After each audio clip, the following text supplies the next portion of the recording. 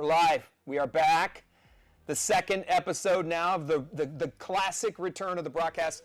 So tonight I'm flying solo. We were partnering up with Run It Back Texas. If you watched us last week, we relaunched the podcast, and this is totally, we're doing this from a perspective of just jump in and see what happens, right? We may have a few technical difficulties. I may be off script a little bit. I may be kind of rambling here and there, but the bottom line is we wanted to bring it back. Why are we bringing back the podcast? If you watched last week, it's because, come on, let's be real here. There's never been a greater time politically in our politics, in our city, in our state, in our country, to have just good, solid conversations about, I don't know, everything from ICE to prescription drug benefits to Venezuela to what's happening with rainbow sidewalks in downtown San Antonio to the city council, you name it. All conversations are on the table. Now we have an opportunity to bring this back and have just those hard conversations that other people aren't having, and there's nothing wrong with it too. So there's great podcasts going on all over. There's the Chamber of Commerce has a podcast. My buddy Eddie Alderete has a podcast. Manny Pillai is a former city councilman. Everybody's jumping on and talking about different things. So what's going to try to differentiate us, or what we're going to do, is just have a little bit of fun with it, some hard conversations. Say the things that nobody else will say because, you know, hey man, why not, right? And if you got a microphone, you got a camera, we got Salo Rodriguez behind the screen over there as always with the great tech work, well then you have an opportunity to be a voice and put some information out there and really get after and talk about it. We were partnering last week with Run It Back Texas. So Letty Cantu, former councilwoman, she's right now managing campaigns for Desi Martinez, running in the 118 on the south side. John Lujan, soon to be the Republican nominee for Congressional District 35. I'm just going to lower the microphone. Yep, you good? Just lower it a little bit. Just a little bit. Because you're a loud man. I'm loud. I got the energy for it. I got the energy. You got There we go. Oh, hey man, you got a little close to me right there. Yeah, I got the headlights popping, man. You're touching a little too close. I shouldn't have said that. This is a live podcast. I probably shouldn't have made jokes about headlights. But thank you for that stunning moment of that touch there, Salo. Thank you very much. Appreciate it very much.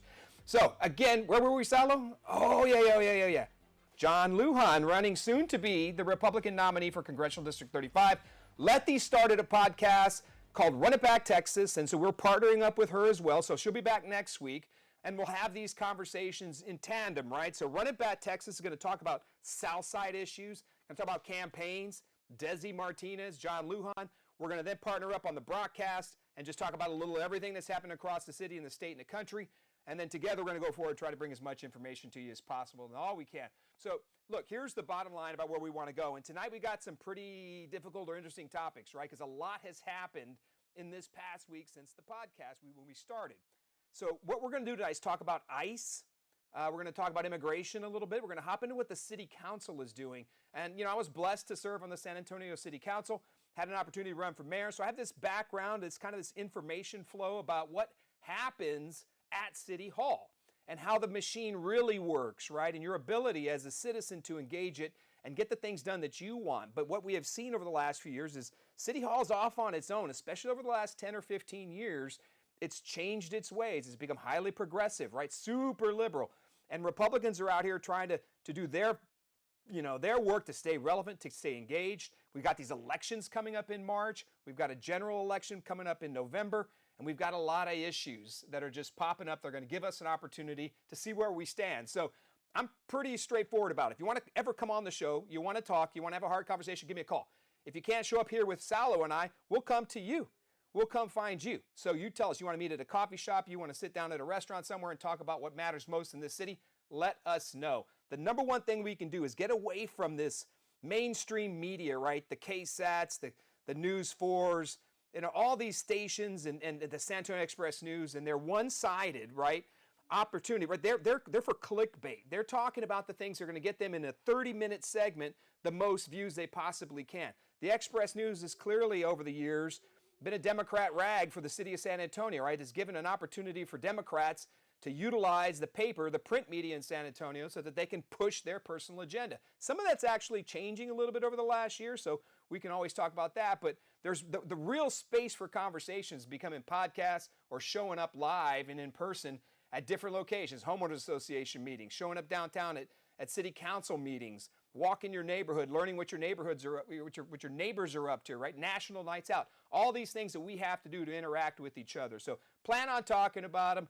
We'll work with Run It Back Texas and Let the In Ones. As always, we're going to do our best we possibly can, right? To make sure that no matter what happens, whatever you tell me, and this is how I like to do business, no matter where I'm at, you can let me have it as much as you want. I've been through the political fires. I've been in the political campaigns. And every time somebody came at me, they came at me with some good stuff. And I'm still standing. Like, I'm still here talking and trying to make a difference in the community. So whatever you have to say, and some people will do it online and they'll always come up with something funny or mock me or try to bring up something from the media or the past. Go for it. Give me your best shot. Do whatever you can do, right? I'm here to tell you that no matter what happens or what is said, I'm going to keep plugging along, talking about the things that I think are important. And I'm going to give you the platform to do it as well. And more importantly, I'm not going to tell you you're a racist, you're a Nazi, you're this or that because you disagree with what I'm saying. So our ability, right, our opportunity to have these conversations means that you got to meet me halfway and say, hey, man, you can say what you want, Greg. I'm going to say what I want. And at the end of the day, we're going to arrive at some answer to where our community is going. So what San Antonio is about to enter into over the next few years with this new city council, it's going to change the face of us for the next 10, 15, or 20 years. The old folks, and this is what's really cool and interesting, San Antonio is at this turning point. We've got a council that is unlike anything we have seen over the last 25 years, led by Mayor Gina Jones, right? So the future of our city is changing. But the old guard, right, the people who have led this city for generations, are going away. They're starting to be less and less relevant. And this is got to be respectful. The Nelson Wolfs, the Henry Cisneros, the Castros, right? The Hardberger. You can go right down the list, except for Ron. Ron Nirenberg's going to try to make a run for county judge. So we'll talk about that a little bit later.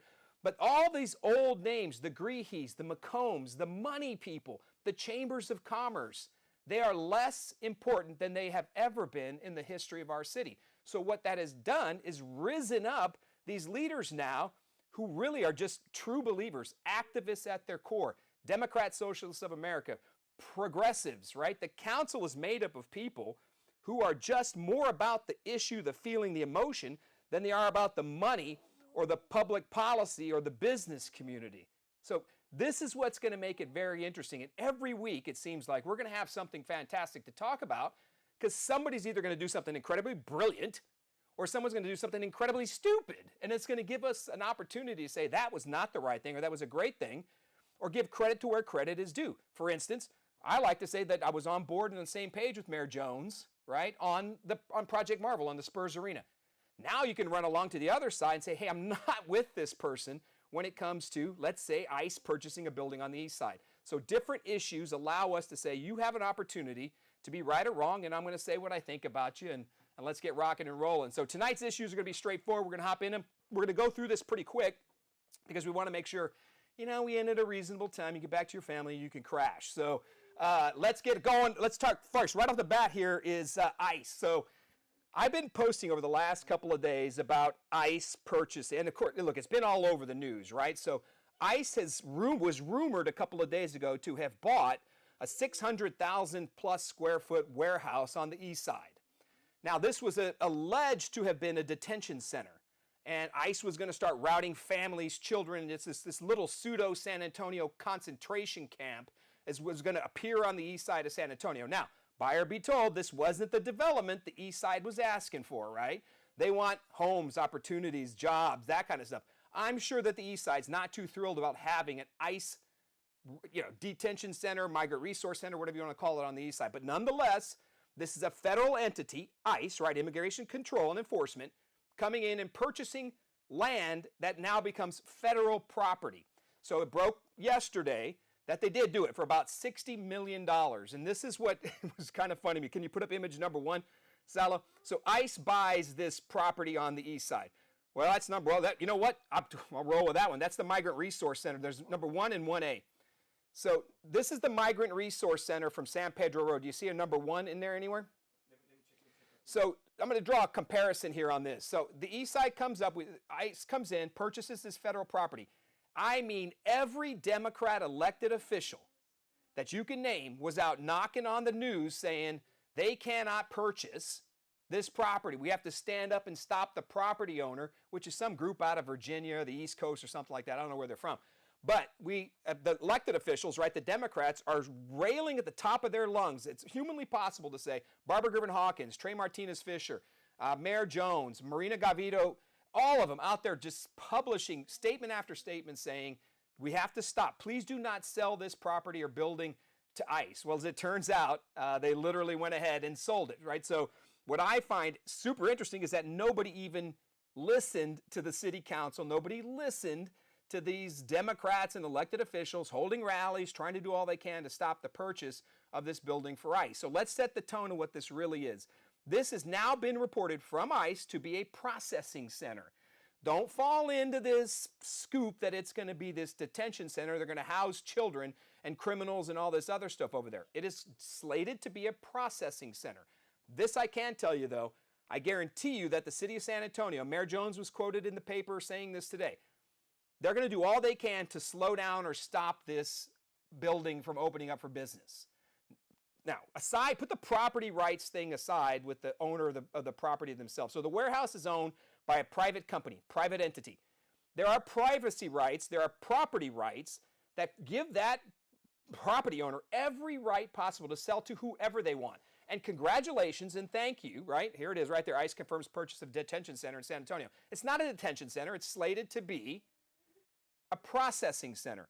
So keep this in mind. Thank you to that property owner. Why do I say thank you to the property owner? Because they didn't succumb to the political headlines of the day, the political deception that Democrats often employ to stop something that they simply do not like. You cannot impede upon property rights and the ability to sell your land to whoever the hell you want to sell it to. So they end up selling it. ICE purchases it. Now, the city's going to do all they can to stop it, which is probably going to include everything from lawsuits to zoning to development services, code compliance, you name it. Man, they're going to roll out animal care services to try to stop this building. You've got Trey Martinez-Fisher asking for senators to step in and block this from a local control issue. You got Barbara Griffin-Hawkins, the East Side State Representative, saying she wants to stop this at any cost. Mayor Jones says the attorneys are looking into it. This is a huge battle coming, but this is what you want to know for a basic fact. When the federal government owns a piece of land in any municipality in the country, there are federal preemption rights that they don't have to pay attention to any city zoning laws or ordinances, period. And frankly, they shouldn't. I mean, they shouldn't have to worry about what the council person in District 1 thinks about what's happening with the resource center or a detention center or whatever you want to call it, an immigration processing center. Let's wait till they actually name it. Whatever you want to call it, it is not the city of San Antonio's right to stop a personal property sale. However, they can try to play games on the other side over here with the actual zoning and the right to operate and do business in the city of San Antonio. So if you turn to the second image, 1A, the one you had up a minute ago, this is what I find to be just utter hypocrisy, right?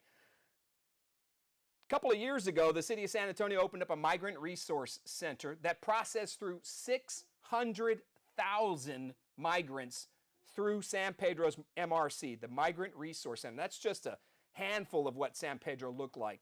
So yes, people on asylum, migrants that are allowed to be here, they came through that facility as well. However, what also came through there were narco terrorists, narco gang members, criminals up and down San Pedro Road. If you don't believe me, go ask anybody who lives or works over there. And if you hadn't driven down there when that migrant resource center was open, then you don't really know what you're talking about at this point. But I'm telling you, I did. One time I was driving right in front of it to check it out. George Rodriguez was out there, and I popped over to see what he was up to, one of our conservative leaders here in San Antonio, and I wanted to see what was going on around outside the Migrant Resource Center. There were hundreds of migrants up and down San Pedro destroying businesses, destroying them. And I mean destroy. There's a CC's Pizza right next to that center. And they were literally sitting out on the curb, 30 of them, 40 of them, destroying business. And the city of San Antonio sponsored it. It was led by Mayor Ron Nirenberg. He's the one that opened up the Migrant Resource Center. And it was literally a pathway for criminals to come through and fly through our country. So 600,000, it's estimated, according to Mayor Jones, that 100,000 undocumented persons remain in San Antonio. And this facility was closed down a little over a year ago because it kind of reached its maximum capacity, ended its business service, and the city shut it down and rolled it over. The city also said that they were going to get federally reimbursed dollars for this monstrosity. But the truth is, right, this type of processing center is okay. Why is it okay? Because a Democrat put it together. And by the way, we did the same thing that Joe Biden did with the border, right? And those rules down there, wide open, man. Anybody rolled through that migrant resource center. The number of criminals, right, who stayed in our city as a result of being at that migrant resource center is off the charts. It's an unknown number. I was driving down that road. One migrant stood in the center of San Pedro Avenue and wouldn't let me drive my car down a 6-lane highway. Stood right there, slapped the top of the hood of my car. Just standing in the middle of the road. That's the kind of person that we don't want in our community. And here's the thing about immigration, and I think this is what's going to make this a very interesting discussion. Grant Moody, great county commissioner up in Precinct 3, made an attempt to go downtown and talk about his beliefs, right, on immigration, his beliefs on ICE cooperation. Was kind of booed out of the room because that's how Democrats do business. Democrats are a party of anger. They have to create an issue that makes them mad so they can get motivated and go out and vote. They're always mad at something. Republicans are, generally speaking, a party of hope. Future, business, growth, faith, family, freedom. We're thinking about the things that are hopeful. Democrats are thinking about the things that make them angry. So this Migrant Resource Center makes sense to them. So they create it, open the doors, unfettered immigration, 600,000 people come through. Now fast forward 2 years later and you have ICE, right, who is now roundly hated by the Democrat Party. ICE themselves now purchases a property, and that processing center, not welcomed. 600,000 square foot. It's going to process these men, women, and children through here safely and humanely. By the way, go look at the Dilley Processing Center. Congressman Tony Gonzalez, soon to be reelected himself in Congressional District 23, he was out there, showed the video of what that facility looked like a regular school here in San Antonio. So the bottom line is, Trump is part of this East Side Migrant Center. Ron Nirenberg and the Democrats were the one on San Pedro. So the Democrats are fine with that one, and they hated this one over here. We got to have a real conversation about why that's okay. Like we just can't sit back and say that hypocrisy. Yeah, you know what? We'll just let it fly. Right? We have people literally out there right now, elected officials telling people to ignore ICE instructions, to not comply, to don't open their door, don't ask questions, don't answer questions. Call your attorney. Do this, run, hide, don't even in the least bit comply with federal law enforcement at all. And then they're upset because the city of San Antonio and San Antonio Police Department has to at some point work in conjunction with ICE, right? So we're not out there. The job of a San Antonio police officer is not to enforce immigration laws, but it is to enforce laws, period, right? So they have to figure out how they're going to interact and work together. So the truth is, I think somebody posted this on my page earlier. The reason this one's okay is because it's Joe Biden, Ron Nirenberg. The reason the one on the east side is going to be bad is because it's Orange Man and Trump. I mean, that's literally what it is, right? Makes no sense. So we're going to watch this. I think what's ultimately going to happen is the city's going to fail on this one. And the question is going to be how much money are they going to spend while they fail doing it? Legal fees, the time of these council members, distracting themselves from the actual leadership they should be doing in their council districts, and the arguments are going to be all personal. Right? They're going to be anger-oriented arguments. And I get it. We don't want families mistreated. We don't want children mistreated. Here's the rule about immigration, how I see it, before anybody says, Brockcast is a racist or anything like that. At the end of the day, we want you in our country because you offer something to our country. Period. It's not unfettered. Not everybody gets to be here. It's not open border and anybody can come in. We want the best of whatever country you come from. We want the best of you, absolutely. Right? We want to bring you in. We want you to follow the process and not end up in the Migrant Resource Center on the east side that's coming, not end up in contact with ICE because you're following the rules. So this is now a hard-line distinction between Republicans and Democrats. The problem that concerns me is, of course, in the upcoming elections is that Republicans overplay their hand and start throwing out everybody, because the worst thing you can do, and we learned this with Liam Ramos, right? The Democrats, especially Joaquin Castro, jumped all over Liam Ramos and said he was detained, he was arrested. Never mind the fact his father fled and his mother refused him. Never mind any of that. He became the poster child for anti-immigration, right? Like, he became this anti-ICE poster child. So We have to, as Republicans, be very careful here. And the rules, and the Democrats, I will give them this, especially my Democrat friends, have told me this. We have to make sure that we don't hurt children and families. If you're here illegally, though, you're going to go back home. Like wherever you come from, you're going home. And the rule of thumb is always, we're not going to separate children from their parents. So if a parent is getting deported, the child more often than not will go with them. But how we do it matters. So we have to encourage Republicans and our elected officials, Councilman Mark White, Mark DeRazio, soon to be re-elected Mark DeRazio, right? He's running against Willie Ning. So Mark DeRazio, Mark LaHood in a tough campaign race as well. Let's hope Mark LaHood gets re-elected. So we've got these folks that are running that have to deal with this right now. And they're going to deal with it, and they have to deal with it in a manner and a way that still is reflective of protecting the community, public safety first, and protecting families and children. I'm sorry, if you're a dude and you're here illegally, I don't really care too much how, just get the hell out of here. We don't want you here if you're here illegally. That's not wrong, that's not right. There's nothing about it. Is you broke the law to get here, you got to go. But this women and children argument, we got to be very careful about, man.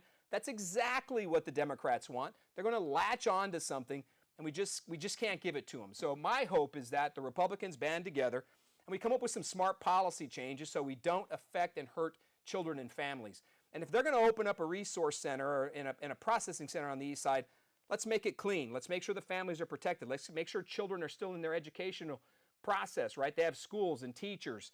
And let's feed them and take care of them, right? We can wish them well and take care of them as we're sending them back to wherever they came from. Absolutely. Or helping them get into the legal process that they should be in. That's another. If they're in an asylum or something like that, we have to recognize that as well. President Trump has had a monstrous success with closing the border. Now this is the next step, which is these centers are popping up all over the country. But what we're seeing is the Democrats are getting motivated. So they're working hard, they're mad, they're upset, they're ticked off, and it's turning into an opportunity for them to mobilize and get votes. Because let's be real here, I mean, the Democrats are doing this to get votes. That's all there is to it. Then Liam Ramos is the perfect example. It's a vote-getting opportunity. It gets them pissed off and they show up. So both of these items I think we need to watch out for because the city's going to spend every dollar or penny they possibly can get away with to try to stop ICE. But the truth is, it's a federally authorized facility purchase. It's now federal property. The city of San Antonio cannot stop this from happening, but they're going to do everything they can to make it see there. Can you put up image number 2 with some of these leaders? This is Trey Martinez Fisher. They've had like 3 or 4 rallies now since ICE came in. They had a Liam Ramos rally. Now they've had a couple of rallies on this warehouse. There's Tracy Fisher right there doing all he can to suck up the oxygen and free press heat for his role. He's out there calling for senators to revoke the power of federal government and turn this into a local control issue. You got Joaquin Castro there, who to his credit, I mean, let's give him credit, he was able to actually showed up on site at Dilley, picked up Liam Ramos himself. I guess they hopped in the Uber and took him to Chicago. The hell if I know. Ilhan Omar was with him, but the both of them did everything they could to have the media and cameras with them as they took Liam Ramos back to Chicago. So what you see there is the problem, right? Taking an issue, taking people, and turning it into political clickbait. No one's better at it than Tracy Fisher. That's absolutely true.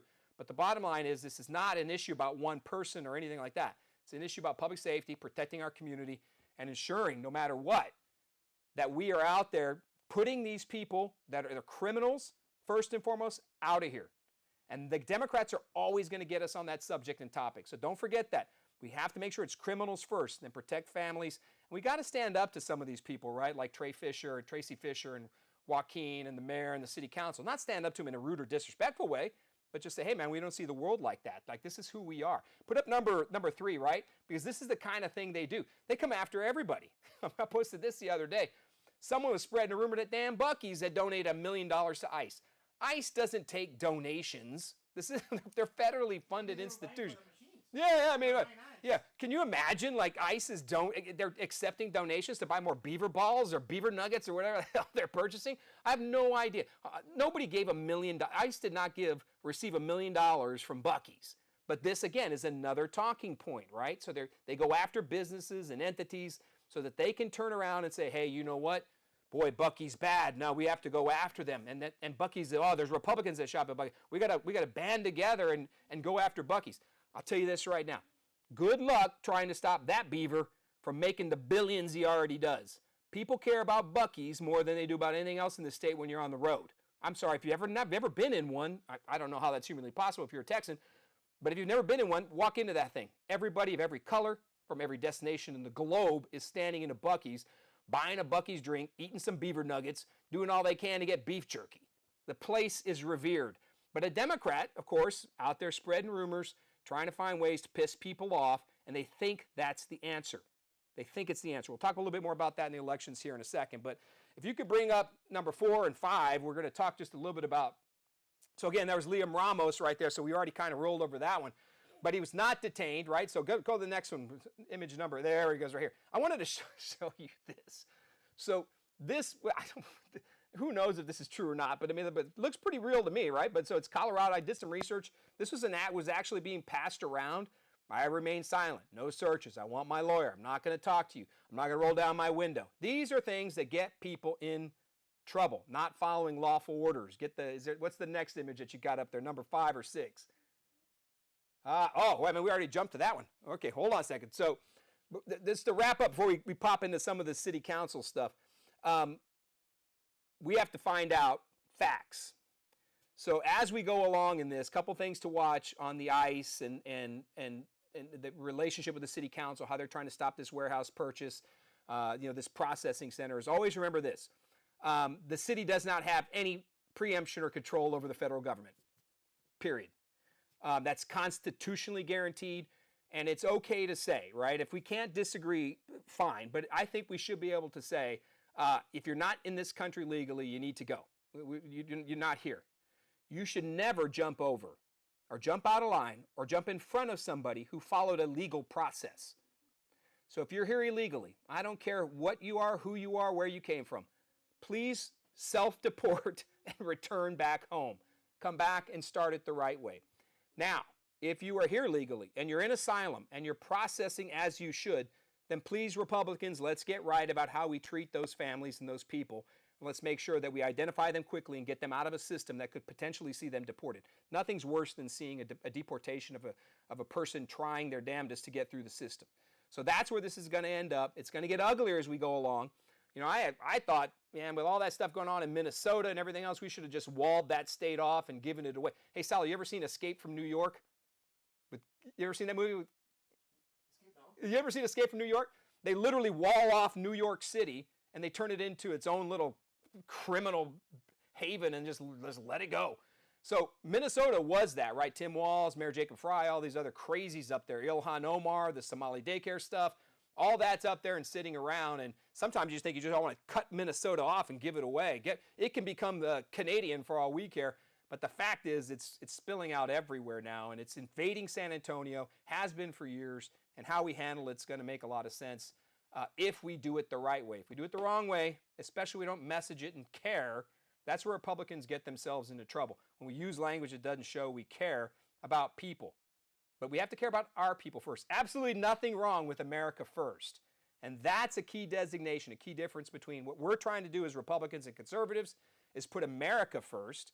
And what Democrats want to do are open borders and everybody, the global collectivism of our planet. Everybody's one giant family working together for the better of our, no, it doesn't work that way. It's America first. That's why Donald Trump is successful right now, is because he's put us first, whether it's economically, but it's interest rates, it's prescription drug benefits, it's Venezuela, you name it, Ukraine, he's putting America first, and immigration's at the top of that list. So a lot of crap happening, a lot of crazy stuff flying around. Let's just keep talking about it, and we'll see where it's at. And if there's a pro-immigration or a pro-Joaquin Castro or an anti-ICE, come on, man, we'll sit down and talk about it and argue back and forth. I'm not saying I have all the answers. Hell, I may not even have all the facts. I just got a lot of opinions, but I'm willing to sit down and talk about it. So let's jump now into some city council stuff.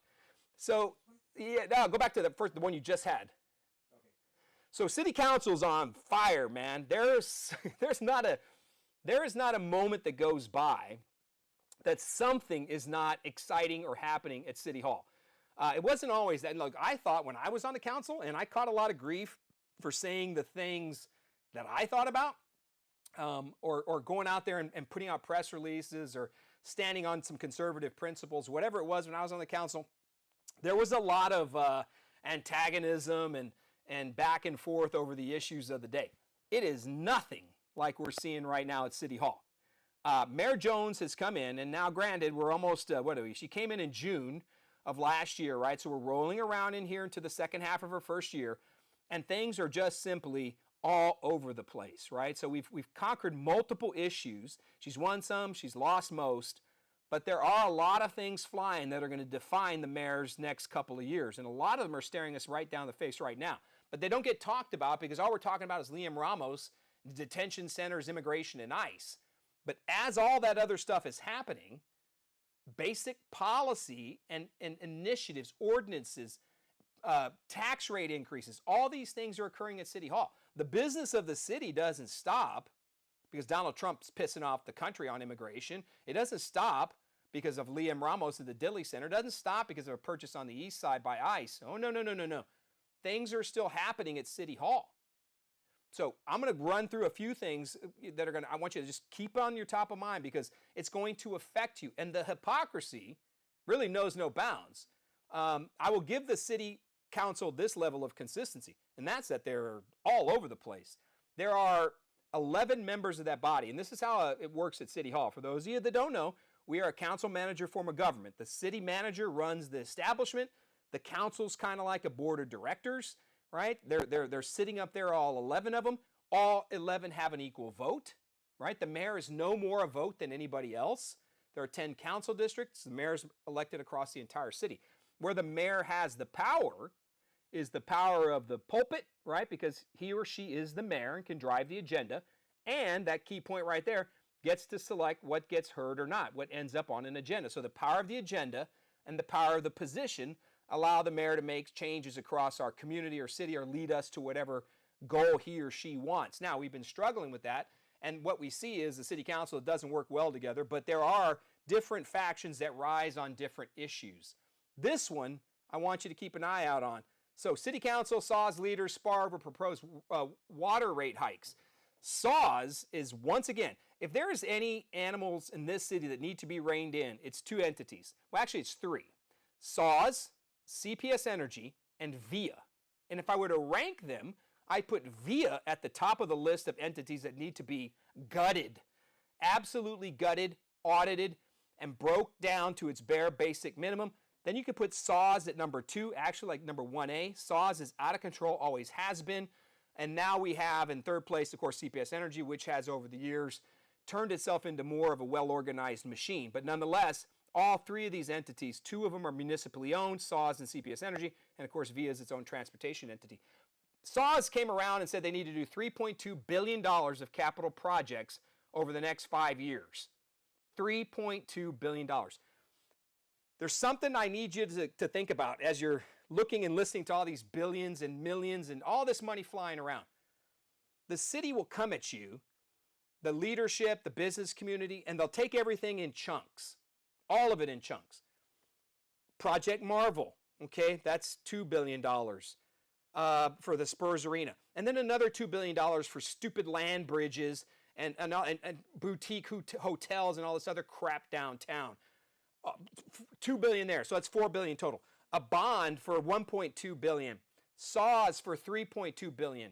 VIA, another $1.5 billion. You see the math here? They talk about them individually and separately, and before you know it, it's $10 billion of debt. $10 billion of different spending, and they'll tell you, you know what, it's only a couple of bucks to the homeowner, it doesn't matter, it's a piece of cake, it's not that big a deal. When you talk about each one individually, it absolutely feels like it, right? You can think, oh, well, hey man, I get that Spurs Arena. Okay, $1.5 billion, we kick in $400 million, I can live with that. Never mind the fact it's all these other add-ons and all these other projects. And I don't know about you, but I've said this consistently. I'm so sick and tired, and have been for about 10 years, of downtown San Antonio getting all of this money. The average citizen's not going to go to San Antonio Spurs game. They're not going to cruise Houston Street downtown and spend $200 for a fancy dinner. They're just not going to. They're not going to afford to live downtown. Downtown is not the future of San Antonio. Neither, and it's not the past either. It's an aspect of who we are, but at the end of the day, it doesn't need these billions of dollars flowing through it in a Hemisphere Park and all these other things. So now when we spend this money and we approve it as voters, right? We approve these bonds and this money for the Spurs and Project Marvel.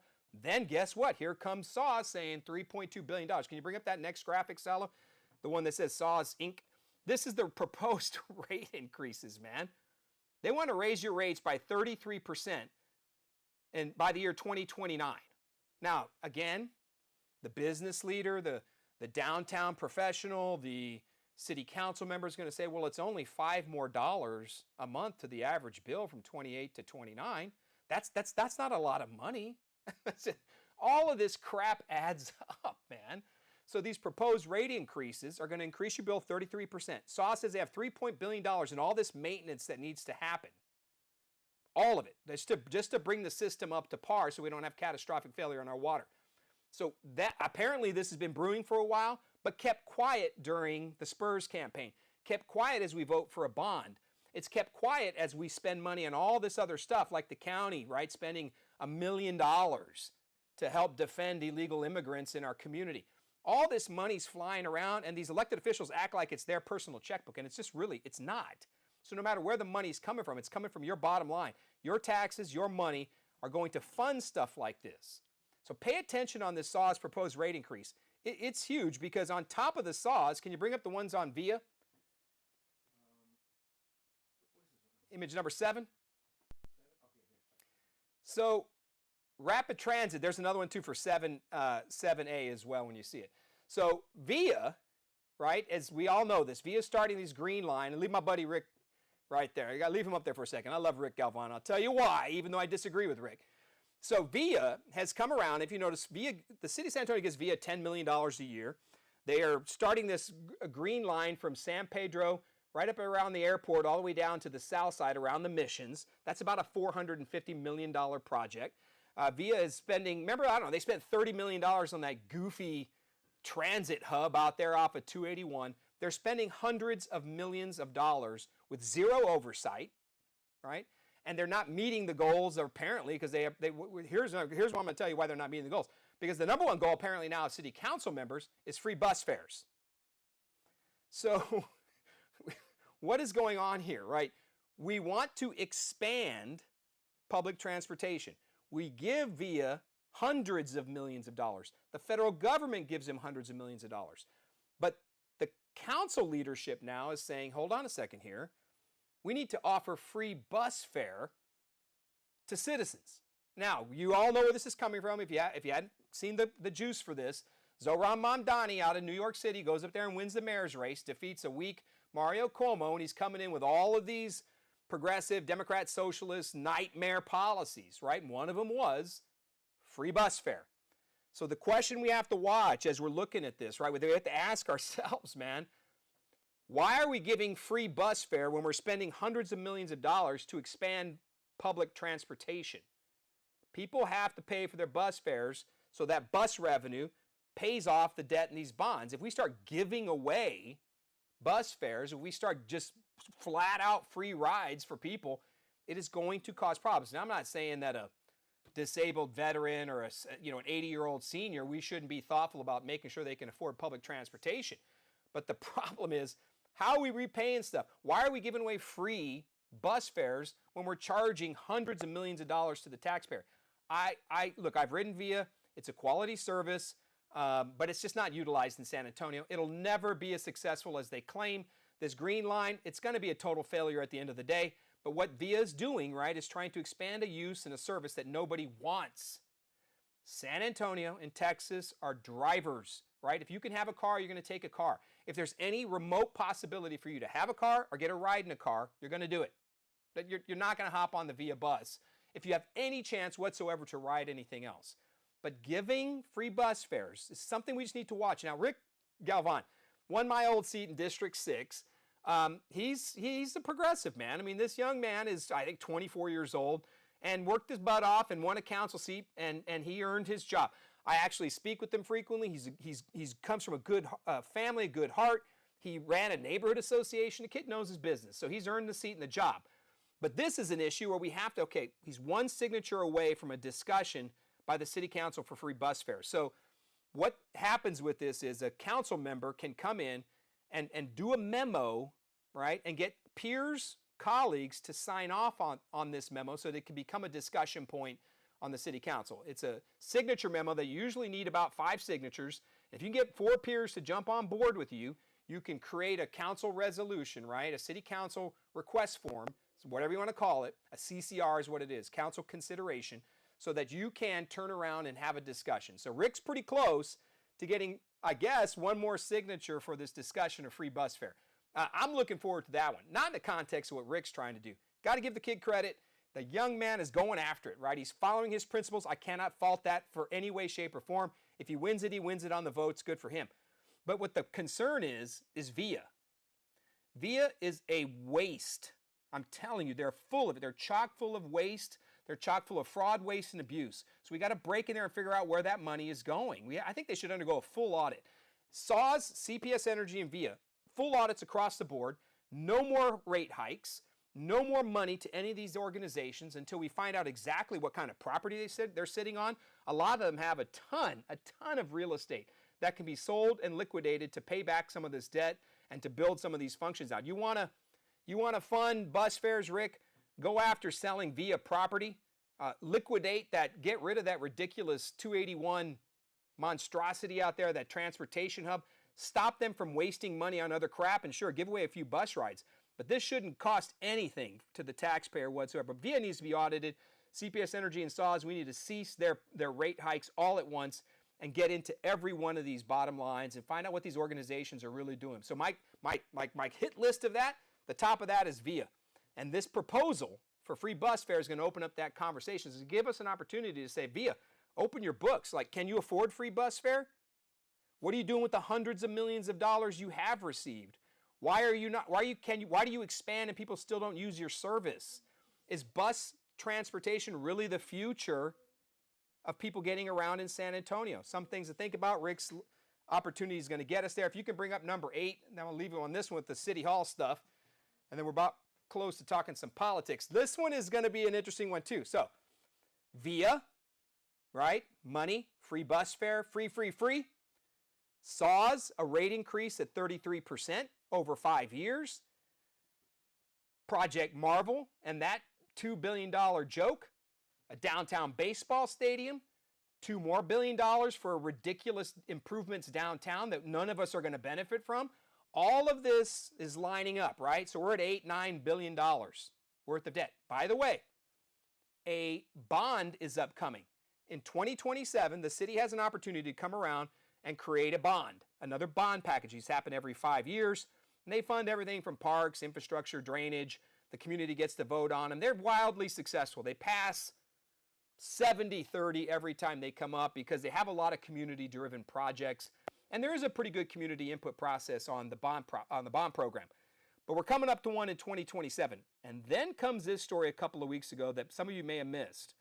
So a city council majority favors increasing the property tax rate to boost the next bond. Okay. Now, I obviously would never vote to increase the property tax rate. No. There has not been a property tax rate increase in San Antonio for 20 years. 20 years. This council is considering now raising your taxes. Why? Because they don't have enough to service debt on a larger bond. If they leave it as is, right, so right now we get revenue from property taxes. If we increase the rate, we get more revenue, which allows us to go out and get more debt. Less revenue equals less debt. So we've had problems with the real estate market. We've seen problems in property valuations. So over the last year or two, the city's bringing in less money through the property tax portion of their bill. So less money comes in. Now this bond package in 2027 can only be $600-ish million. Because you have to, look, if you gone out and got an auto loan or you applied for a loan, we look at debt to income ratios, stuff like that. How much money you make versus how much debt you have. That tells you what you can go out and qualify for and borrow, right? Like when you buy a house. Same thing with the city's debt. The more value they have, the more taxable resources they have, the more debt they can go out and get. $600 million, I can't believe I'm going to say this, $600 million bond is not enough for this city council. They want it to be $1.2 to $1.5 billion worth of bonding in 2027. The only way they get to that $1.5 billion is to raise your taxes. Period. They can't, they've admitted it.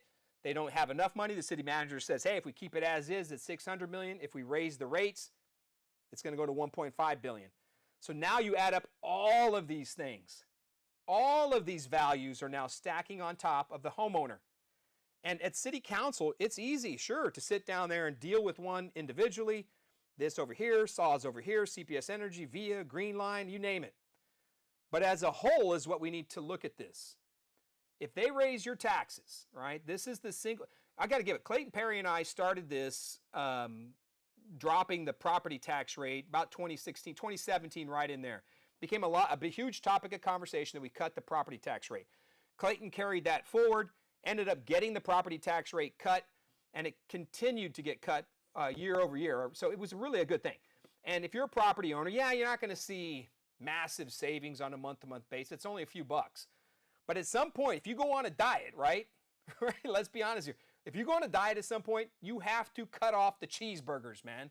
You can't be consuming all the bad food if you want to lose some weight. Same thing applies to taxation, bonds, certificates of obligation, and debt. You have to stop bringing in the debt so you can not raise taxes. Like, so here we are. The city wants, and they know it's the bond, right? They know the bond's popular. So they can go out and raise your taxes. This conversation should be becoming clearer for all of you. As you go along and you add all of this up, when you add in a future bond of 2027, right? We're already on the 2022 bond. That'll wrap up next year. Now we're going to add in another $1.5 billion. San Antonio is the highest taxed per capita bond debt in the state, period.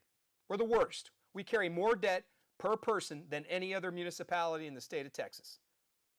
And we do it because a lot of these items require no city vote. This one will, a bond does require a citywide vote. But certificates of obligation, some of these debts, no, they don't. Take a look at Project Marvel. The Spurs got their $400 million from the city. It did not require a vote. So how are we going to handle or respond to this? Republicans and conservatives, if we ever wanted a moment where we can at least be competitive and speak to our homeowners, speak to voters, speak to public safety, speak to the basics, this is it. If they raise taxes, we should come together and go after this issue every chance we get. We don't raise taxes to bring in more debt. What we do is we look other places where we can cut it if the debt is that necessary. There's nothing wrong with a $600 million bond. It's your fault.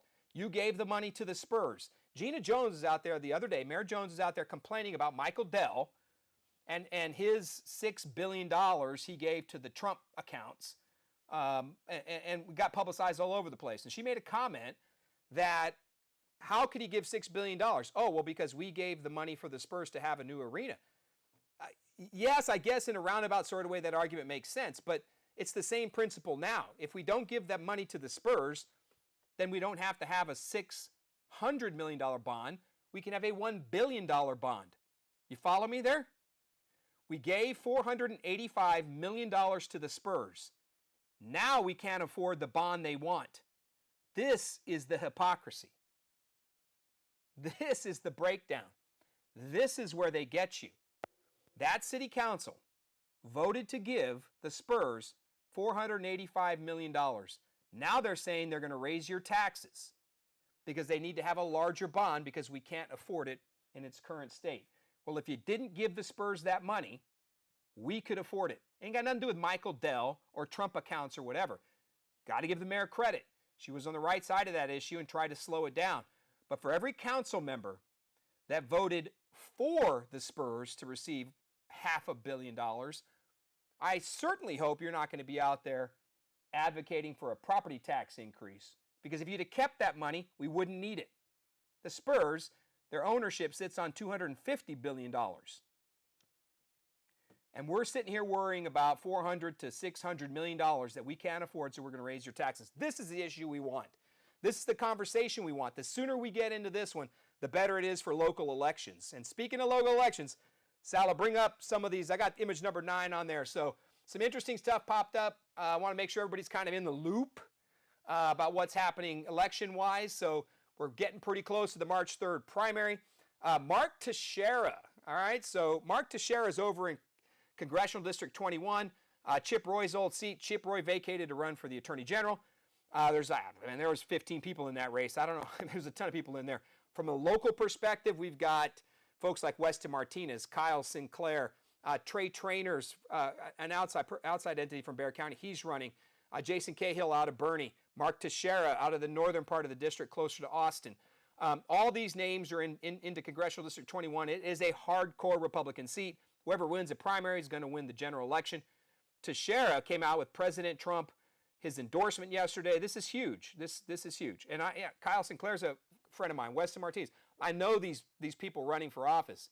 But this, of course, they're accusing Teixeira of buying the election. I mean, look, man, this is how I feel about some of this stuff about Mark Teixeira. I met him. I like everything he had to say. He had a solid understanding of the issues.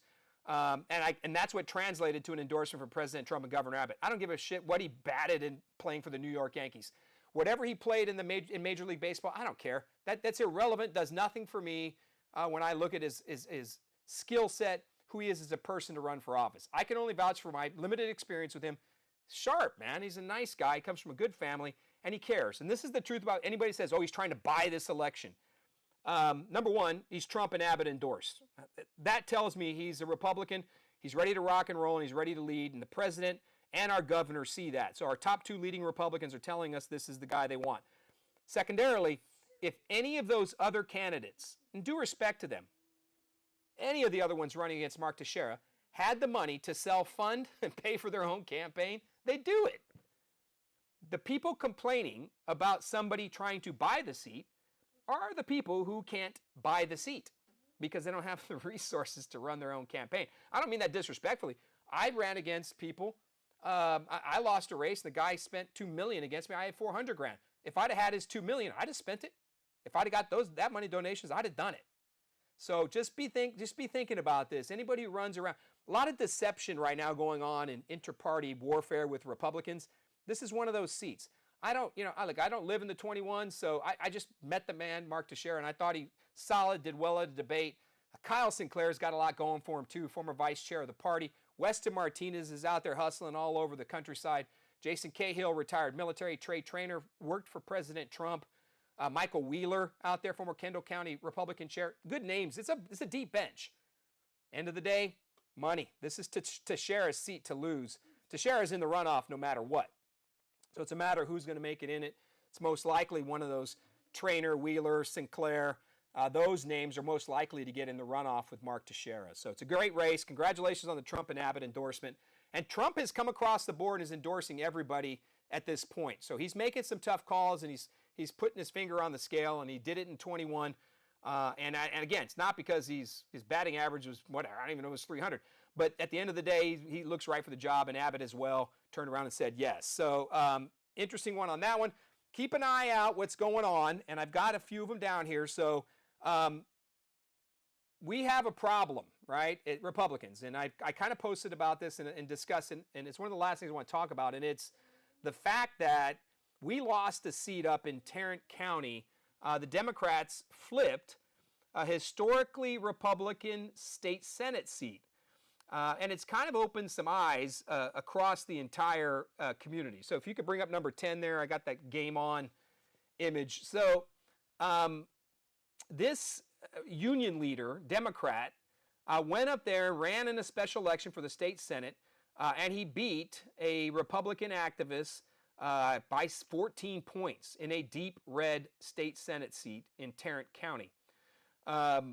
Trump won that seat by Trump won that district by 17 points in the last election. So for us to win it by 17, to turn around and lose it by 14, that's an eye-opener. It's not the end of the world, but it should give Republicans some eye-opening moments of what are we doing here? And the issues that we're overplaying our hand on, like immigration. Some of these things are a little bit out of control. So we have to be wise about this stuff. But I wanted to just remind my Republican friends and everybody else in the industry right now is trying to get Republicans elected across the finish line. I'll remind them with this image right here. 12 years ago, Wendy Davis, and you see she's holding a pair of shoes right there with the Castro brothers. Wendy Davis jumped in an election running against Governor Abbott, right? And now we have Gina Hinojosa. She's running on the Democrat side. So Wendy Davis jumped in. And back then, the issue that pissed the Democrats off was abortion. They called Wendy Davis abortion Barbie. She literally would do all she could to kill any baby anywhere she could. This woman right here is the poster child for abortion and was for years in the Texas Senate. Those 10 issues she's holding was because she once did a filibuster, and she kind of got national prominence for it, raised a ton of money, thought she could beat Governor Abbott, went in and got drilled by 20-plus points. This Game On advertisement from Texas Monthly is the same thing we're seeing right now, right? Which is Democrats are highly motivated, they're pissed off about something, and the blue wave is coming. Of course, Castro and Castro have kind of melted off into no man's land for right now. They're not as relevant as they were back then. But in this particular case, Wendy Davis rose to prominence and got slaughtered. I mean, she literally got annihilated, right? So I think it's kind of the same setup as long as we Republicans remember a few key facts. Number one is people need to afford their livelihood, gas, fuel, food. We need to respect the immigration process, both holding illegals accountable, illegal aliens, holding them accountable, getting them out of here, protecting families, public safety, right? We can do it in a lawful and humane way. What happens is we see 2 Americans get shot and killed. And whatever you want to talk about why they got shot and killed, I'm not going to get into that. But we have to do this job of deportation in a professional, clean, and safe way that protects the American citizen as well. They've jumped on these issues, and now they think they've got a blue wave coming. So we just got to be thoughtful about this, because we have seats that can potentially be in trouble by a few points of a motivated Democrat Party. Remember I said earlier, Democrats motivate and vote on anger. It's very rare, and I challenge you to think about this. Think about the last time you heard a Democrat talk about the future. Think about it. When they spoke to you about hope and about building something great, when they talked to you about the greatness of America, think about the last time you heard a Democrat say, we can do this together. Like, we can be the greatest country on earth, stay there as the greatest country on earth, the greatest military, the greatest law enforcement, the safest place to live, the greatest country in the history of the world. Our hope as Republicans is always there. The Democrats live in anger and they live in the past. And they motivate themselves based on that anger and that past. They try to adopt the old issues of the past to the situation of today. That's why you see immigration at the top of that list. They want unfettered, open border access, and they want everybody to come in so they can get them on the government dime and keep them voting Democrat for the next 50 years. That's their ultimate game plan. They're not America first. They're America for everybody. Now, the problem with America for everybody is we're using our tax dollars. Our borders need to be secure. We have jobs, we have opportunities, we have taxes, we have resources. They're finite, man. We don't have all this money for everybody. So the Democrats jump on all these issues and they get mad and angry and upset and they come out and vote. So we can argue with them. And to my Democrat friends, I'll say that all day long. Yeah, I think you're wrong on men and women's bathrooms. I think you're wrong on a lot of the transgender issues. I think you're wrong on the faith-based opposition. I think you're wrong, Don Lemon, to walk into a church. I think you're wrong to have open borders. I don't think any less of you because you're on the other side. I just disagree with you. And in Bexar County, we lose those votes because there's more of them, Democrats, than there is of us, Republicans. But across the state, we're doing well. So don't freak out by a Democrat winning a state Senate special election. Freak out if we don't learn the lesson of showing up where people are. I tell you this all day long about voters. We can't, as Republicans, expect voters to meet us where we are. That's the fault. We need to meet them where they are, in their moment, in their neighborhood, at their home, on their doorstep. That's the key to success. And we don't have to agree with them. We don't have to sit there and say, hey, man, this one issue you're not with me on, so everything else about you is terrible. That's the Democrat way. I can't tell you how many friends are ticked off and upset with me because I support Donald Trump. Like really? Doesn't change anything about who I've always supported Donald Trump. We're not Nazis. We don't hate immigrants. We're not racist because we want certain things and we want our country to be a particular way. So we as Republicans have to go to those doors and spread that message. And that message is rising for us. It's taxation. If they raise those taxes, we got to be all over it. It's that debt, right? If we're going to do another bond, but we gave the Spurs $500 million, we can't afford Via, we want to give free bus rides, Saw's going to raise our rates, one by one by one, we're spending more money than we're bringing in, and we're trying to get more services for free for people than we can afford. That's where we're going to have our opportunity. And wrapping over all of that is public safety. That is a Republican message. The Republican messages are very simple. Faith, family, public safety, and the freedom to live your life however the hell you want to live it. The Democrat role in all that is the exact opposite of that. In Bexar County, they walk in with the majority of that vote already ready to rock and roll. They're going to do it on March 3rd. They're going to turn around in November, that first Tuesday. We're going to have to work our tails off to stay competitive. We got great candidates running across the entire county. Desi Martinez down in the 118. We're going to have to hold that seat. He's running against Christian Carranza. She's coming back for round 2 to try to get the 118 seat. John Lujan, we need to hold that 35 seat. Keep it in Bexar County. The 21st, Mark Teixeira, Kyle Sinclair, these men and women running for that seat. Hold the seat. Mark DeRazio, Mark LaHood. All these lines, right down the line. Grant Moody, Misty Spears, Mark White. We hold a few, but we can get more if we show up. And remember what I told you as we wrap all this up on the election stuff. Remember what I told you. We as Republicans have to go to where the voter is at, not where we expect them to be. If we expect them to be with us on these issues and to see the rightness of our argument and cause, and then just to do it because we're smarter than you, or we have more money than you, or we have a better, whatever ridiculous issue you think somebody needs to come to you, just remember, man, they're not going to vote for somebody that they think doesn't care about them. So I've managed to get enough Democrat votes in my life because I showed up, I knocked the door, and I cared about their issue. And if I didn't agree with them, I told them straight up, man, I don't agree with that. I'm not going to vote like that. And I got good friends. And I respect people like Rick Galvan, Terry Castillo. See, these are Democrats on the council that I know are just good people. That they may beat me at the ballot box, but at the end of the day, they're good people. Terry Castillo is one of them. I mean, she's her work in the West Side right over there. It's all community driven. Mark White, Misty Spears, Rick Galvan. I mean, you can go right down the line.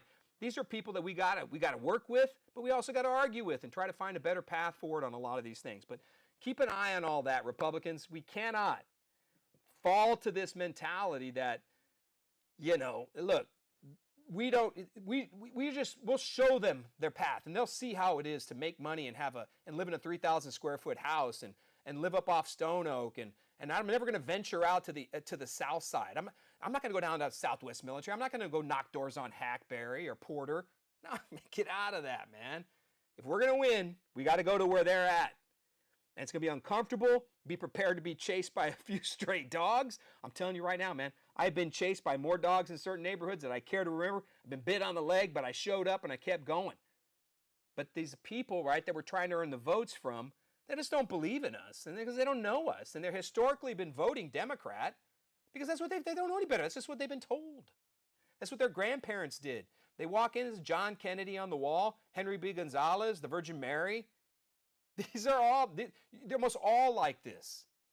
So our ability to get in there and earn votes, I'm excited for it, man. And I don't care if some Democrat won. And I'll get into an argument with you about the rightness of the Republican cause. Sure, I'll do it all day long. And I'll probably mock it a little bit or make some fun of it. But, the greatest scoreboard we have, other than what's going to happen on Sunday in the Super Bowl, is the public vote. And we lose in Bexar County, Republicans. We lose. We lose consistently because we don't show up. And we don't get out of the little igloo we call our home, and we don't show up where the voters are. So we have to jump all over that. We have to give it our opportunities. These races are important. Democrats are motivated. They're angry. They're mad. We have to get hopeful at the front doors and effective in talking to people and giving a shit about their life, man. One point I'll leave you with to think about as you stew on it. And it's about children and families, especially children in these detention centers and immigration. All these children are at the top of people's minds right now because of Liam Ramos. For us, it starts in the womb, right? At conception. That's a life. That's why we're pro-life. That's why a Republican cares. The minute that cell, boom, miraculous, faith-based love of conception is when life begins. So for us, that is sacred, and we fought and we won that argument over 40 years, right? So we defeated it. We pushed it back to the states. It was the greatest win Republicans had in my lifetime. And then we went on and got slaughtered in the midterms because we took a lot of heat for that, right, for Dobbs. Think about that, though.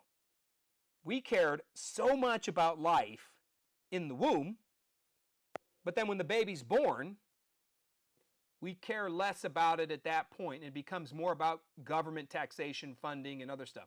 I'm going to challenge Republicans. Now, J.D. Vance said this about as eloquent as I ever heard a politician say. We have to care about babies and families, babies specifically, children, as much as we do when they're in the womb as they're out of the womb. When they're born, running around, living, life, school, education. We have to care about both equally. If we can do that, right? If we can do that, I think we're going to be successful. And we're not always going to agree on it, and that's okay. So that's my little kind of Brockton-loaded soliloquy for the night. I just think we got a lot of opportunity to do well and to rebrand ourselves. Bexar County's unlike anything else in the state. Let's just keep that in mind. We're different. We got to do the best we can with the hand we've been dealt. Let's close up with some memes to make some things funny. Just start rolling down them. I don't even remember what I put up there for you. We always like to close with the internet wins. So I'm afraid what's going to come up. Ah, yes. If not charging anyone was an Olympic sport. Pam Bondi has not done as exceptionally well as he should have as our Attorney General. So notice all those gold medals for not charging people getting away with it. I'm sorry. This one is a little controversial. It could, it's towards the end of the show, so hopefully all the kids are asleep. This is Bill Gates after visiting Epstein Island. Bill Gates is mentioned more in these Epstein files. And by the way, for all my Democrat friends that get mad at me about this, I am going to tell you loud and clear, 100%, I am fully in support of releasing every stinking Epstein file paper there is. And let it all fly, man, because something in there said that Bill Gates had himself an STD. That's no joke. And it was in the Epstein files, was not redacted. So that's what that joke's about right there. But let them all out, man. We want to see all of it about all of them. If it burns people down, it burns them down. No pun intended, like it was burning Bill Gates right there. Oh, I love this one. Billie Eilish. Americans call on Billie Eilish to return a $14 million LA mansion to the Tongva tribe after she claimed no one is illegal on stolen land. By the way, there's a tribe in Los Angeles that claims the ownership of that land that Billie Eilish has built her mansion on. I'm all for Billie Eilish returning her land. And there's an attorney, to his credit, in Los Angeles, whoever, I can't remember his name. He says he will represent that tribe for free. That's a heck of a marketing scheme, by the way, so that Billie Eilish can return her land and her mansion to the rightful owners, the Tongva tribe. What's next? Ah, yes, I read that most accidents occur near your home, so I moved. I just can't ever get enough of AOC stuff. Next, AOC she cracks me up. She's the absolute best. Oh, Don Lemon. You know, this about Don Lemon, by the way. If Don walked into that church and he wasn't in the least bit doing, media work, lock him up, man. I've gotten into this with some people on social media. The FACE Act, right, it was passed to protect, and I didn't even realize it was both sides, reproductive centers and places of worship. So Don violated the places of worship part. You cannot protest on a place of worship. So if he did protest in the least bit, ring him up. Ah, there you go. What's the next one right there? 2026. Oh, man, look at that. I hope it's as profitable for me as a Somali daycare. I just love Somali daycare jokes. I'm sorry. It's funny. Minnesota's funny to me. That's a place I will never visit, and I will never see a child at a Somali daycare. That's absolutely true. Next. I had to do a little Mom Donnie joke. So Zoran, I'm your father. There is in the Epstein files. The Epstein files have drawn in everybody. Norwegian princes, Bill Gates. I mean, you name it. There's more people in those Epstein files than I could ever imagine. Stephen Hawking, which I still to this day don't understand. But there's a running rumor that that he could be Zoran's daddy. Again, these are just ridiculous internet rumors. But the meme is funny because I'm a big Darth Vader guy. Okay, next. I love this one. I love it. You know who's not in the Epstein files? Surprisingly, this guy. Charlie Sheen has lived a life, man. Like, this guy has done everything humanly possible to screw himself up, and he's still standing, and at that point he's smoking 5 cigarettes. He's not in the Epstein files, so I don't know what that says to those of you that are. What else we got? We'll end with this one. I don't even know. Come on, man. Can we get this? If there's anything I love more, it's seeing corporations, although this has changed now. Since Trump took office, DEI, and some of this stuff is slowly starting to backtrack now. Right? So all these things are getting rolled back. Universities are killing DEI programs. They're killing gender studies, all this other crap stuff that's popped up. But I love seeing corporations, right, do all they can to bend over backwards to take the hot ticket item of the day. And so we go through these holidays and these issues, and Target and these corporations will jump up and run themselves crazy trying to appease whatever group is having their moment. And of course, this is just a sallow level meme right here that is... I actually love that movie. That's Spider-Man. Is there anything else left? Oh, and I'll leave with this one. We'll close with this one, Salo. This is actually legit. When I'm home alone, everything scares the shit out of me. Any noise, curtains, I'm always scared and done. So look, we appreciate you. At the end of the day, we're about to wrap this bad boy up. I want to say thank you.